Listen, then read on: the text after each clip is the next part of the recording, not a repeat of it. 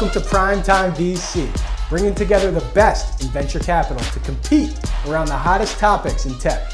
Here's today's panel of top venture capitalists.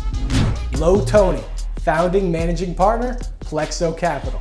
Thanks for having me, Plexo Capital. Absolutely. Friedman, managing partner, Supernode Ventures. I've actually been referred to as the Cardi B of VC, so I'm going to see if this lives up to that. That's some intro right there. Nihal, Mehta, founding managing partner, ENIAC Ventures. Living the dream. Martino, founding managing partner, Bullpen Capital. Great to be here. This is one of my lifetime dreams come true. Hey, here to make dreams happen. That's what we're doing over here. All right, this is how it's going to work. We're going to talk about the latest news in funding, innovation, and technology, and our VC panelists will give their take, and we're going to give them points. The top two VCs with the most points will move forward to the finals. They'll go head-to-head in the money round. Winner takes all, including the platform, to promote whatever they want. Let's go. It's PrimeTime VC, the show of accredited banter.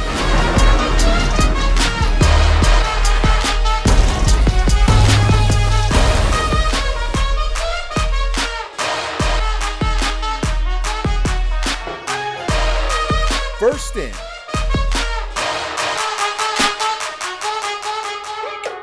Satya Nadella, Microsoft CEO, has said we've seen 2 years worth of digital transformation in 2 months. This pandemic has fueled and accelerated the digital transformation for many areas in the US economy that have been slow to adopt new technologies.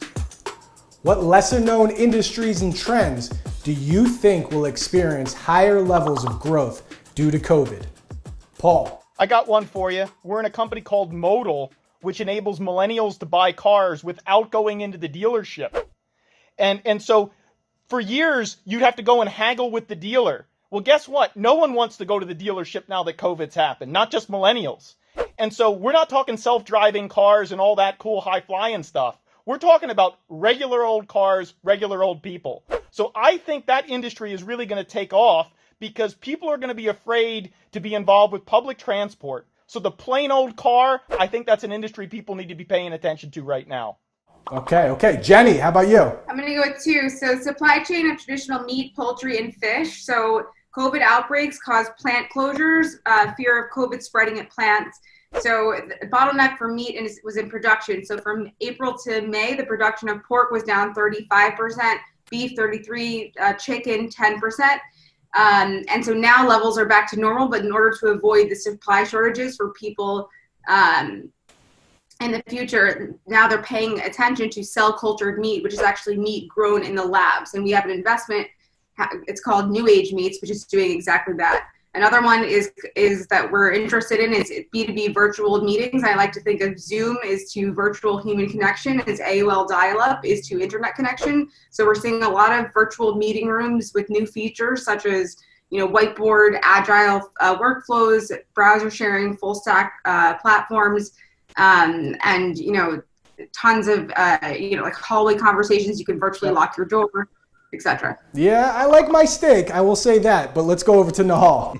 I have to give it to autonomy and automation, specifically in the autonomous stack. So we have a bunch of companies post-COVID that really started accelerating. One powers autonomous forklifts, one autonomous naval ships, cargo naval ships at sea, and also autonomous air transport. There was a big hype bubble, I think, a few years ago for sure, but now it's really happening. Businesses are obviously trying to get humans, especially humans with viruses, out of the loop, and have machines drive and fly things, and we're seeing that more than ever. I like that. I mean, I'd be cross-country trucking, but, if it's going to take my job, I don't know. Lo, how about yourself? Well, I am long on Nike because everyone's wearing sweatpants and T-shirts, and I am short on wall razors because, as Nihal shows, no one's cutting their beard, and if I had hair, it'd be like an afro like my son. I just shaved this morning. What the hell? It grows fast. So the thing that I also like is I'm a big proponent of just spending more time in front of the screen doing entertainment esports is a great way to do that. So we're big and bullish on the esports opportunity. We think that it's the great level playing field for a lot of the kids that aren't able to participate in other types of physical sports. And it's just a lot of fun. So people are at home, they've got a screen. If they're not streaming, if they're not on a Zoom call, they're probably playing a game. Yeah. Anyone disagree there that wants to jump in? Oh yeah, esports is great right now, right? You can't even go to school right now, but you can play your computer game right now. We have a lot of exposure to the category gaming, gambling, etc. I think Lowe's dead on. This is going to be a great place to be. We're in an awesome company called Rainway out of Seattle that lets you play your Xbox on remote. Exactly the kind of stuff people need right now. You guys can find something for young kids that will keep them engaged. I'm going to need to let my brother know because he's going absolutely nuts. Nothing is out there. Yeah, I need that badly for my son, Sean, who's 5 years old. But I'm getting him hooked on Mario Kart already, so that's helping. Well, educational would be also good. Yeah, that's just a bonus, unnecessary bonus. I think the Mario Kart definitely gets a point there. I like that. Moving on to the next subject. In a world of VCs telling founders to focus, Elon Musk just released his Neuralink chip, which will allow you to stream music directly to your brain. Which of Elon Musk's ventures are you most excited for? Jenny. I'm going to go with SpaceX. This is the first time an American-made spacecraft has launched humans from U.S. soil in a decade. This is resuming the U.S.'s human spaceflight capabilities. So this is opening an entirely new era. We're going to have commercial space flights and crew. Before this, SpaceX had to rely on Russian rockets, and that was way too expensive, limited access to the station. We could only carry 3 passengers, and the costs were insane. Before, it was $21 million per passenger, 2008. With Russia, they were planning on $90 million per astronaut. And with SpaceX, we're down to $55 million with Crew Dragon, and it can carry 7 passengers. And it's giving NASA access to space station. The most important thing, I think, is that NASA can now use space station's microgravity environment to do more science experiments, pharmaceuticals, material science, astronomy, and medicine. Yep. Forget the moon. Let's go to Mars. Nihal? Yeah, I'm going to have to agree with Jenny. SpaceX, humble brag, I'm a small investor as well. But, Tesla and SpaceX, everything is converging, as well as, his tunneling system and Neuralink. I mean, in the future, this is one multi-trillion-dollar market cap logistics company where folks are getting, they're driving themselves and cargo on the Earth or in outer space. It's all one big platform. Exciting stuff. How about Lo? Yeah, no, I think this is the one. This is the one that I'm most excited about. I believe that I want to go to Mars one day. Hopefully I'll make it. You might have to freeze me to get me there, but that's okay. And then I would just say, I am not a Tesla fan at all, so I want to say something controversial. In fact, this weekend, I pulled out, I hadn't driven it in a while. I've got this BMW, it's got this V10 engine, and that thing gets about 7 miles per gallon, and I love that thing. No electricity for me. Well, if you got the Tesla, let me borrow it. I'll take it off your hands, and I think there's a lot of competitors in that market too. Paul, you got something else besides SpaceX here? Oh yeah, I gotta go. Listen, as a guy who can get motion sick in a bathtub, no way am I down with SpaceX being the pick. No way. I gotta go with the Boring Company. First off, best name ever. But think about it. Don't you want to be on the board of a company where the CEO comes in and says, I'm going to start selling flamethrowers? Like, that's the board meeting I really want to go to one day, where the CEO says something like that. So any of you out there, if you're thinking about doing that, I want to be on your board, because when you have a product like that to go sell, I want to be in the room for that. I like that. The Boring Company, absolutely. And not to mention, they're putting, no one's talking about Hyperloop here. The Boring Company's making the holes. If I lived in Syracuse, I could get to the city in 15 minutes. I'll take that. LA or whatever. I mean, you're in LA. You're not excited about that? Well, I mean, that BMW can get places pretty fast, so I don't know. Not in LA traffic, though. Come on. Well, actually, post-pandemic, there is no LA traffic. There is no traffic. Hey, Lo, by the way, I got a Hemi engine car upstairs, and the license plate on it is no Prius. Love that. Very Yeah, Paul I think Martino. you get that joke. Actually, you could put a chip in a Tesla to actually make the engine sound like a gas engine. They retrofitted a few of those.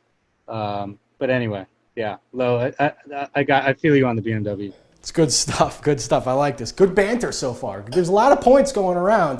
A lot of points. Forerunner Ventures just raised $500 million for their fifth fund in a process that started during the heat of the pandemic. This is a 40% increase in size compared to their fourth fund of $360 million. What is the leadership and strategy needed when raising funds in these volatile times? Lo started off. I had a good conversation with Paul Denning about this, and he mentioned that it has to be a much more engaging presentation. The level of Zoom fatigue is real, and so I think what GPs need to do is what's similar to entrepreneurs, is make sure that there's pauses to be able to turn it into a conversation.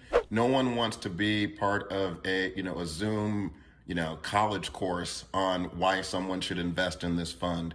Try to even pause and insert questions. Hey, people have asked me this question, just to make it more engaging. Keep it at 30 minutes. And my recommendation is also schedule a few meetings in the hope that you can actually do them in person. And if you can't, that's okay. It's just another Zoom update. I like that. Hopefully we could do the show in person soon too. Mr. Martino. Well, I'll tell you what, I was out raising the fund at the same time. Our Fund 5 deck, the date on it was February 5th. Oh, it was a lot of fun to be out there in March and April and May. I mean, it's an experience like none I will ever recall. I mean, I was through 08 and 9, and I was through 01 and 02. So I do remember what it was like to be out there when everybody said you're selling what to who. It was a very challenging environment. And you really needed to have existing relationships with a lot of the LPs before. And so we fared a lot better with people who became new LPs who we had met in the past. So doing a lot of sales qualification is the thing you really got to do to get to the promised land, because a lot of LPs are going to be uncomfortable if the only time they've ever met you is on a Zoom. So those old things we used to do, like going to conferences and meeting people and shaking hands, some of that's going to really come in handy if you actually went and did that a year or two ago, because those are going to be the people you need to target right now, because they're going to be a lot more comfortable talking to you over that Zoom Lowe's mentioning if they had met you previously. Yep. Jenny, your thoughts? So yeah, I mean, a little bit of a different direction. I mean, the same way that we speak to founders, we want to know that they have domain expertise. We want to know that they've had some synergies with their co-founders in the past to mitigate, the management team disintegrating. We've actually been backing founders that I've either went to school with, that we've known before COVID, and it has sort of mitigated that type of risk. So I don't know. I mean, in terms of talking to LPs, there's always an active pipeline of opportunities. We're consistently looking for founders who can weather the storm as early stage investors. And then honestly, if you think about it, we would be completely in the dark ages if it weren't for tech. So if this pandemic showed us anything, it was that there's no more reliable place to put your cash than in the technology sector. It's what's kept us afloat and been able to do our jobs. We've been able to access medicine through doctors and all the telehealth, and communicate with friends and family. So I think if there's anywhere to put your money, it's with all of us, or just me, whatever you want. Nihal, fundraising. Speaking of where to put your money, we're closing up Fund 5. So you know where to put your money. Today, we'll take good care of it. No, but totally agree with Jenny. I mean, if you look at what happened in 01 and 08 versus right now, the public tech market caps are unbelievable. Digital transformation has been accelerated significantly, and so that's helping our underlying startups and obviously our funds. So that's one big difference. Also, what Paul mentioned, in a pandemic, it's very hard to create net new relationships.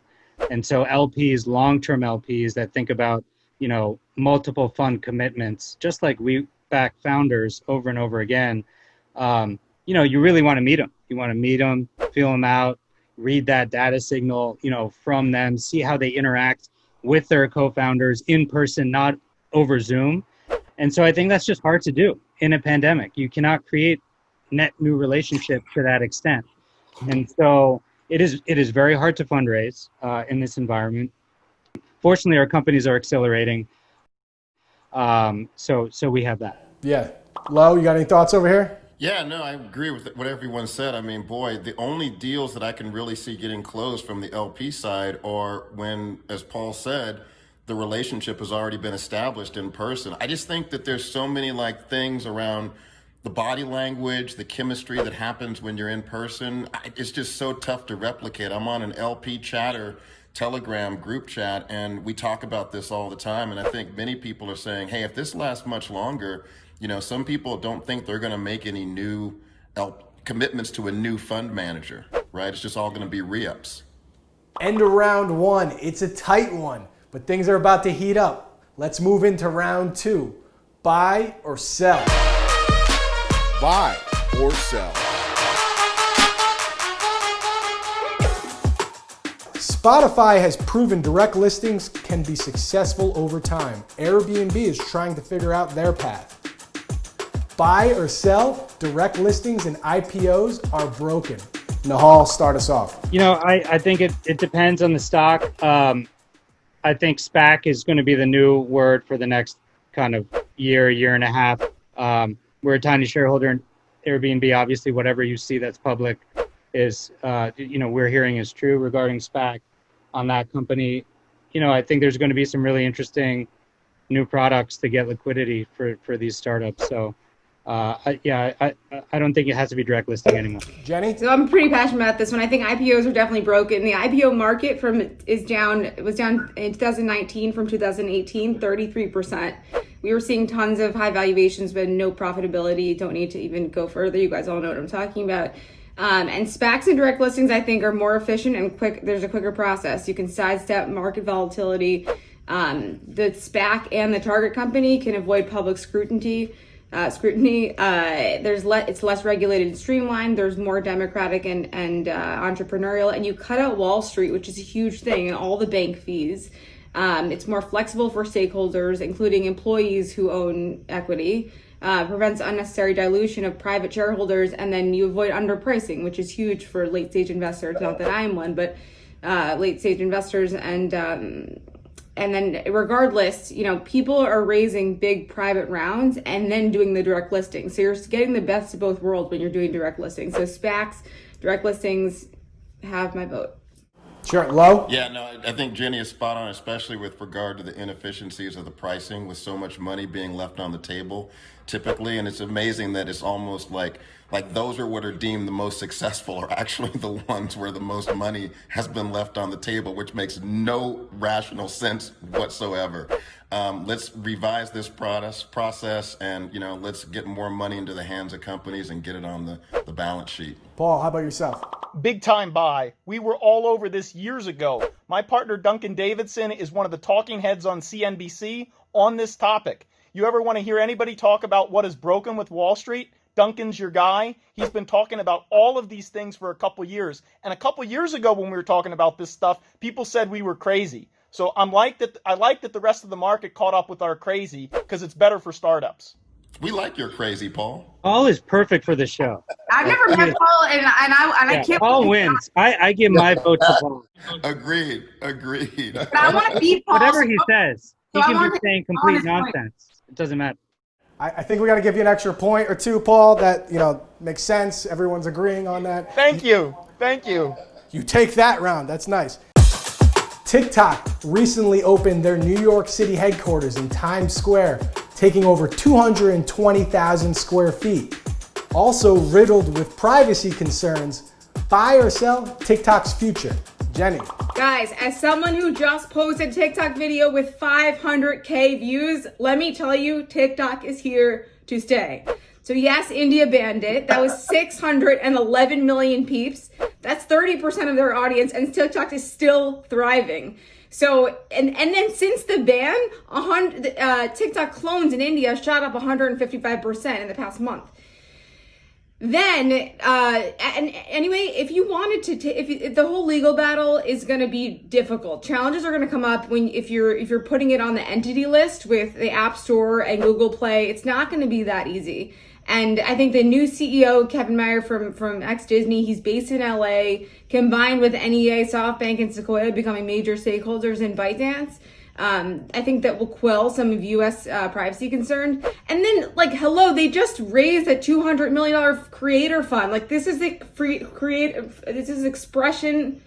It's not going anywhere. You took the lead. You're wavering there. I like it. You have a lot of energy. It's good stuff. Lo. I'm just wondering how can I get like 500K in views on a TikTok?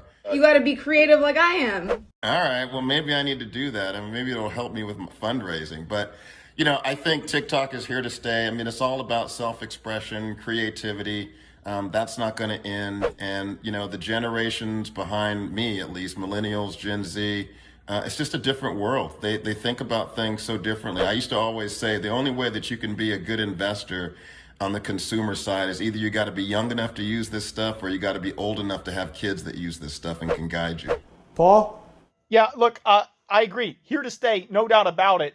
No doubt about it also that I think somebody's going to come after it. And so what the shareholders are doing is smart.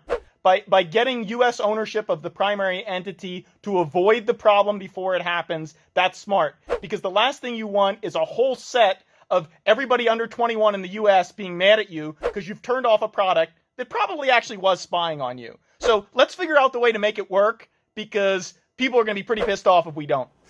Paul's got a big TikTok following. Amen. Definitely check him out. Nihal. I'm going to be a little contrarian. We seeded Dub Smash. We're already seeing post-India, post-Amazon potentially, shutting it down, but just kidding, they didn't. We're starting to see a lot of creators come over to Dub Smash, and that's starting to grow. I think people are nervous that it is going to be banned or significantly inhibited. So Jenny, set up your Dub Smash account. I actually do not have a Dub Smash account, and I should be one because I'm also an ENIAC fan. Big shout out to Dub Smash. I like that. Moving on. The gap between seed and Series A has never been greater, and COVID is exacerbating the situation. Many founders fall within the gap, and there could be negative connotations attached. Buy or sell, the post-seed is the new bridge round. Lo, start us off. You should really start with Paul on this one. I think Paul is the expert in this one. I'm going to defer to Paul. Give it to Paul. All right, Lo, you hand it off. I got to deliver. This is sell everything you got. A bridge round is something only your insiders have incentive to do. It gets you 6 months of money to get past something that only they have incentive to do. A post-seed round is a real round. It's just a small round in between the big rounds. It gets you 12 to 18 months of money. It's a real round, and a third party will lead it. So, bridge, bad idea. Post-seed round, I love it. Jenny? I could not agree more with Paul. I hate bridge rounds. I used to intern for Nihal, and he used to call it a bridge to nowhere, and it's stuck in my head, and it's like throwing money at a fire. And you guys want to hear something funny? I actually just found out that there's a firm that's doing it's focused on the pre-expansion round. So they're trying to be like, we're not a bridge, but it's ridiculous. The whole thing is not for me. And Series A, I just read this as of May 20th, Series A rounds, their average has been 14.4 million and looking for 4 to 5 million in ARR. That is insane.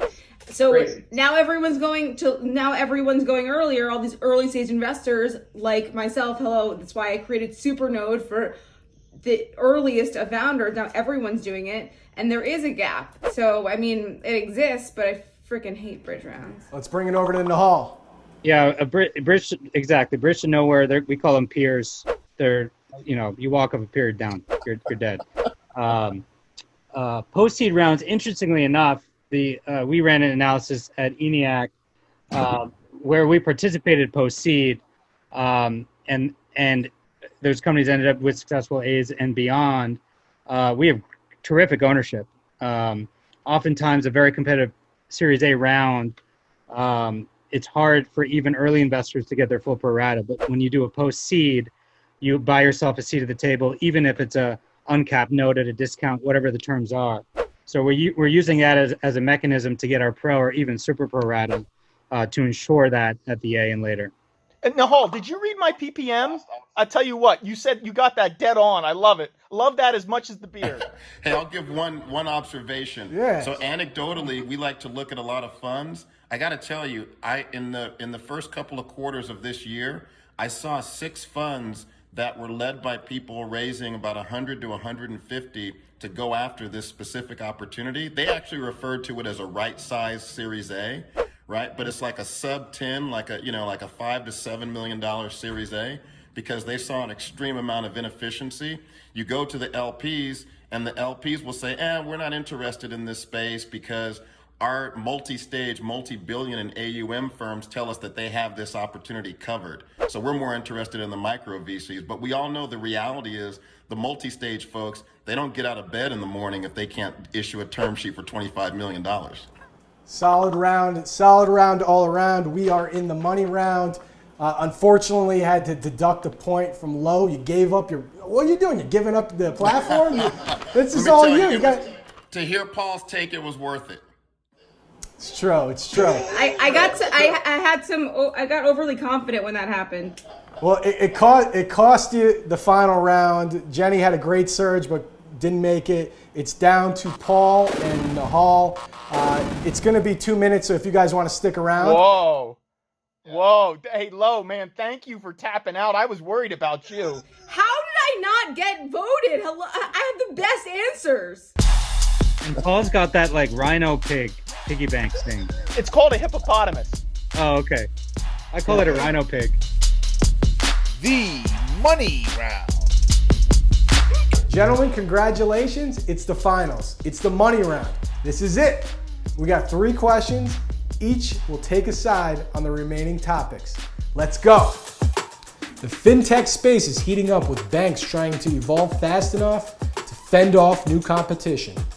Amazon is headed for a collision course with the conventional banking sector. Who comes out on top, Amazon or traditional banks? Paul, started us off. You got the most points. Look, I think here's what they got to do. It's got nothing to do with banking. It has to do with splitting the existing company. They better get antitrust off their butt. So what they got to do, split the AWS web services from the commerce company, pat themselves on the back, then they can get into banking. Adding banking to this is a recipe for antitrust. Nihal? Yeah, I think neither Amazon nor conventional banking wins. Amazon has a different type of relationship with their customers. It's not that of a bank. Traditional banks, too, are being completely disrupted by all the neobanks, Chime, etc. I think the future is brand direct to consumers using ACH rails. We actually have a company in the space called Imagine that's helping power that as well. I like that. All right, we're going to give that to Nihal. Moving on to the next one. With the recent suit filed by Slack against Microsoft for anti-competitive practices, who comes out on top? Microsoft or Slack? Nihal. It's tough. Slack, obviously, incredible innovation. Microsoft is just such a behemoth. Microsoft buys network effects. After Slack starting to take off post-pandemic, Microsoft spending, they can spend $100 million on ad campaigns and just get teams down the throats of organizations, especially with their enterprise sales team. Slack is a better product, but Microsoft just sitting on so much more cash on their balance sheet. Paul? Totally agree. Nihal's right on this. The go-to-market advantage of Microsoft cannot be understated. The product doesn't matter. It's not that the product doesn't matter, but when you can send that money down the channel, you're going to be the winner. And by the way, I don't think we're going to see this turn into 1998 with the antitrust again. That ain't going to work. You ain't going to get the same company twice. It'll be somebody else this time. Okay, for the sake of competition, I'm going to give it to Paul. I think Nihal probably had a better answer, but we're going to push it to the last question. Are we in a simulation? Nihal, start us off. Look at my beard. This is definitely a simulation. In the real world, you could not get a beard this long, this robust. It's good beard. It's good beard. I don't even know how you respond to that. Is it the rhino pig you talk about? Duff. Red pill or blue pill? Agent Smith is waiting for both the aliens as well as the zombies.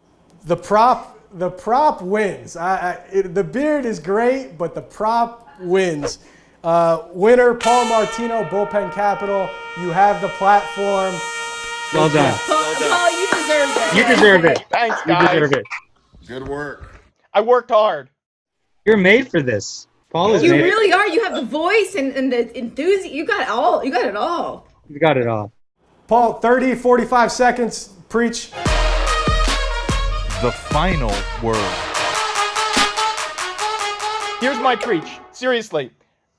Great to be on the show. I can't wait till this is a big successful thing like some of our startups. But here's the thing.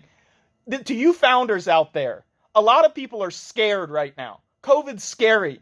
What's going on in the streets of some places is scary. But you were built for this. If you want to be an entrepreneur, you don't get scared and run under your desk when stuff like this happens. And you know what? We need you right now. We need you to do your job, right? If you say you're an entrepreneur, it means you know how to deal with risk. You know how to deal with uncertainty.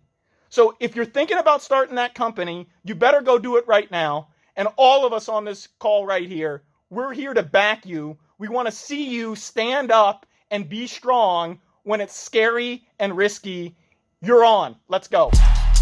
Hey, thanks for watching PrimeTime VC, your go-to source for accredited banter, bringing together the best in venture capital to compete. Please subscribe, hit that like button, and comment on your favorite part. Thanks again. We'll catch you next week.